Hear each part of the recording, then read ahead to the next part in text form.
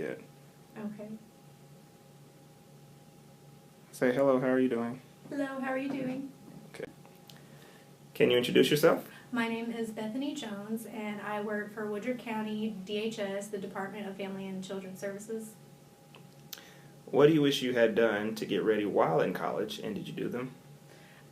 To get ready for the job market is a little bit misleading because there's only so much you can do as far as getting a state job while you're in school, because they want you to have your diploma in hand for the interview process. But what you can do is start filling out the resume online, and you can connect your transcript to it on the website. And so whenever the people go in, like the supervisors, whenever they're looking for a potential employee, they will click on your little resume, and then it'll have a link to your transcript. But whenever you go in for the interview, they would like for you to have your diploma in hand. Okay, so what did you take advantage of while in college? I went and I did I did a resume, and I did a mock interview, and I had Mr. Martin go over my resume, and he was super helpful. And he told me what not to do and what to do, and also don't use any cliche items whenever you're working on your resume, because nobody wants to hear that you're a team player. Nobody wants to hear that you're a people person. They want to know exactly what you've done in your career as a student or in your job field. Like me, I worked at Domino's. I was a manager of Domino's Pizza, and whenever you're putting your what you do that's good on your resume, you would say that I'm very good at managing my time, as opposed to I'm good at being super great and awesome. You don't want to put that on your resume, even if you are super great and awesome. So that would be a little pointer. Don't put anything cliche on your resume, because nobody wants to hear it. Everybody else is saying that. You need to put yourself out and toot your own horn and say all the great things that you're doing, and not what everybody else is doing. So did you network via the career services and the career fairs while it? Yes, I did. I went to the career fairs, and while you're at the career fairs, you can see everybody's going to give you advice at the career fairs, which is really helpful. Even if it's not a job field that you think that you would be interested in, it's good to hear what other people are saying and what they're looking for. That way you're not, narrowing where your net's being cast. That way you can, spread it out and see what all you're qualified to do, as opposed to just saying, I'm a psychology major and I want to be a counselor. So, because sometimes you have to have a backup plan, and sometimes you have to have a backup plan. And, life can be unfair at times whenever you're trying to go to grad school and get your little master's degree on, but sometimes you got to pick yourself up by your bootstraps and go and, do your big girl, big boy thing. And you got to go out into the workforce, and you got to get that experience so that you can reapply for grad school if that's what you want to do. I was actually intending on reapplying for grad school, but I was fortunate enough to find a supervisor that is amazing. I was able to find coworkers that appreciate me, and I really enjoy what I'm doing right now. And maybe in the future I'll go back to grad school, but right now I'm very content in what I'm doing. So sometimes you gotta, you end up enjoying your backup plan, and that's what's really good. I heard you touch on this. So how did you get your job? I was very, very aggressive in applying for different positions. I didn't speak about this in the meeting, but I did apply to other places besides just with DHS or DCFS. I actually applied with the VA as well, and I put many, many applications out there. And how I picked what I was going to do or where I was willing to travel to was I found out, I went from where I live, and I went an hour out in every direction. And every county that I found, I applied to that county. And then with the furlough and everything, I got all of my interviews all at the same time. So I got 12 interviews that I had to do in 1 week, and it was very hectic, driving an hour this way and this way and this way. But you know what? It was worth it. And being aggressive, it gives you very little time to be having a pity party, because you can't have a pity party when you're out there looking for a job. You gotta, and another thing is you want to keep the job that you currently have until you have in the bag what your job is going to be, because you never know. Even if you're working at Domino's or McDonald's or whatever, your bills are still going to be there no matter what. So you want to, make sure that you're capable of paying your bills, because if you quit your job and you don't have anything else, then you're in a much worse situation, because you won't have gas money to go to your interviews, and you won't have, your phone on for people to call you back. So, I want to make sure that people understand that you don't want to, put all your eggs in one basket. You want to make sure that you know where you came from. Is the only way I can put that. So how long after graduating did it take for you to land your job? It took me 7 months to get my job, and that was with aggressively applying.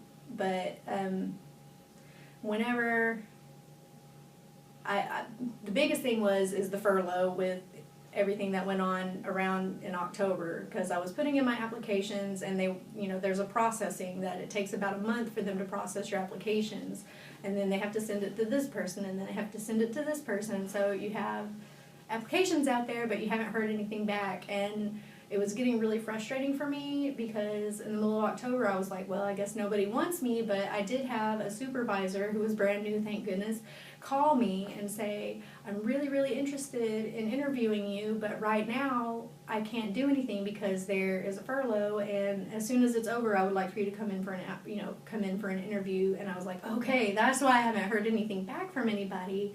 And, I was starting to get a little down on myself about it, because, you be aggressive and you try to, get out there and get your feet wet in your field, but it sometimes stuff happens. But it was really nice of her to give me a call and let me know that she was very, very interested in me, and she was the first person that I, went and interviewed with, and then I had a second interview with her, and, then I had 11 other interviews that same week, and she was the one that called me back. And oh, and here's something also that I didn't touch on. If you are getting interviews from several different counties, if you're going into the state, jobs, whoever you go and do a drug screen for, they are the ones that have dibs on you. I wasn't told that, but I found out later. But if you say you want to work for White County, but you also have Claiborne County, and you have Cross County, and you have Poinsett County, all of these different counties that you've gone and interviewed for, if you go do a drug screen for Cross County, White County can't call you back for a drug screen, because you basically are starting to work for whatever county that you drug screen for. So that's kind of important if you're going to get a state job. Whatever county that you drug screen with, they're the ones that have dibs on you. So, I forgot to say that before. With what you do, does it fit your degree? Surprisingly enough, it takes a different kind of personality to do my job. They accept social work degrees, and they also accept psychology degrees, but they are leaning towards going towards people that have psychology degrees, because it takes a certain personality to go after a psychology degree, and it takes a certain kind of discernment to go into homes and figure out what's going on and try to break it down the best way, because we are more in the way people think about their situation, as opposed to the resources that you can give to the people. So instead of saying, okay, I know that you can go to this food bank because you don't have any food in your home, I can say, okay, well, what's going on with your situation that's keeping you from being able to keep food in the house? Is there, what can we do about it? As opposed to, here, have these services, go ahead and do it, and, not be able to, connect on a person-to-person level like people with psychology degrees can have. Nothing against social work degrees. You guys are rock. Were there any difficulties while in school, i.e. financial aid, childcare, commuting? In my case, I didn't really have any issues as far as childcare, because my son he was being watched by my parents, which was excellent. Not everybody has that. And it's important for you to know where you can put your kid, because you can't trust some daycares, or you can't trust people that you don't know. So I was very lucky and fortunate to have people in my family be able to watch my son. But I did have an hour commute from my house to UCA, but that came in very handy whenever I was able to go from my house and pick an hour in every direction in whatever county I picked. And, that hour gave me time to, get pumped up for the day. And with the job that I have, it's important to be able to separate yourself emotionally from what you're doing, because it's very difficult. And you don't want to bring those situations home with you, because you see some really sad, messed up things in this job. But if you have an hour to just kind of mellow out on your drive home, it makes it a lot easier to, distance yourself from it and say, that's over there, and I'm with my family now, and this is what I'm doing because this is what's important. I'm not saying that I don't smooch my son every time I get home and say, I'm so happy to see you and mommy loves you so much, but it keeps the hurt away from hurting the people in my family, as opposed to just me having to deal with it. They don't need to deal with what I deal with on a daily basis. So. Well, is there any other advice that you would like to give to the students or the organization? Know that you're awesome. That is very important, because if you don't have faith in yourself, how can you expect your potential employer to have faith in you? If you can't put yourself out there and be positive and, go into every interview knowing that you're awesome and knowing that you're a perfect fit for that position, you can't convince somebody else that. So I say be awesome. Well, thank you very much. Thank Ms. you. Bethany.